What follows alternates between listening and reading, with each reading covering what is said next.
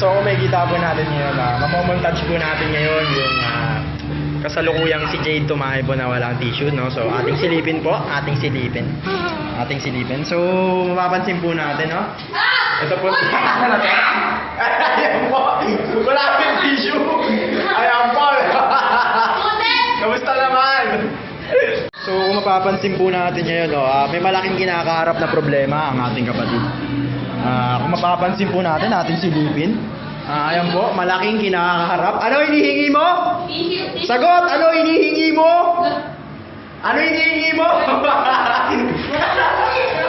Ano hinihingi mo? Ngayon po, no, kung makikita po natin ngayon, no? Ito po, tumahay po siya. Pero wala kang tissue. Ha? Ang tanga-tanga mo, ikaw. Ikaw wala kang tissue. Ako naman tissue na siya.